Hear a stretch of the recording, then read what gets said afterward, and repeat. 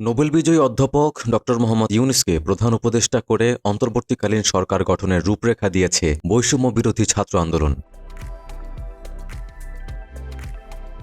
ফেসবুকে দেওয়া ভিডিও বার্তায় এই ঘোষণা দেন আন্দোলনের সমন্বয়করা। ভিডিও বার্তায় সমন্বয়ক নাহিদ ইসলাম বলেন, অন্তর্বর্তীকালীন সরকার গঠনের রূপরেখা দিতে আমরা ২৪ ঘন্টা সময় নিয়েছিলাম, কিন্তু জরুরি পরিস্থিতি বিবেচনায় এখনই রূপরেখা ঘোষণা করছি। আমরা সিদ্ধান্ত নিয়েছি ডক্টর মোহাম্মদ ইউনূসকে প্রধান উপদেষ্টা করে ছাত্র নাগরিক অভ্যুত্থানের অন্তর্বর্তীকালীন সরকার গঠন করা হবে। তার সঙ্গে আমাদের কথা হয়েছে, তিনি দায়িত্ব নিতে সম্মত হয়েছেন। তিনি আরও বলেন, আমরা সকালের মধ্যে সরকার গঠনের প্রক্রিয়া দেখতে চাই। রাষ্ট্রপতির কাছে অনুরোধ থাকবে ডক্টর মোহাম্মদ ইউনূসকে প্রধান উপদেষ্টা করে অন্তর্বর্তীকালীন সরকার গঠন করা হোক। অন্তর্বর্তীকালীন সরকারের বাকি সদস্যদের নাম আমরা সকালের মধ্যে ঘোষণা করব।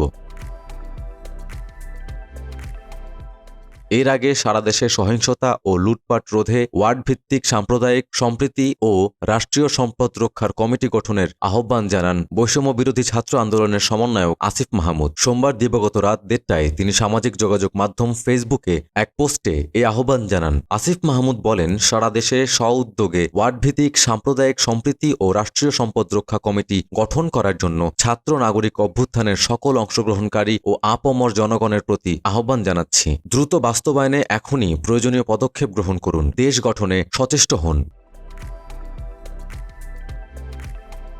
অপর এক পোস্টে তিনি বলেন, আওয়ামী নৈরাজ্য ও ঘৃণ্য রাজনীতি প্রসূত এই সাম্প্রদায়িক উস্কানি, হামলা ও সকল লুটতরাজ রুখে দেওয়ার জন্য ছাত্র নাগরিকের প্রতি জোরালো আহ্বান থাকল। আপনারা আপনাদের নিজ নিজ এলাকার মসজিদ থেকে এই সাম্প্রদায়িক হামলা রুখে দেওয়ার ঘোষণা দিন এবং হিন্দু, খ্রিস্টান, বৌদ্ধসহ অন্য ধর্মাবলম্বী নাগরিকদের যান, মাল ও নিরাপত্তা নিশ্চিত করুন। আওয়ামী সন্ত্রাস রুখে দিতে সবাই এগিয়ে আসুন।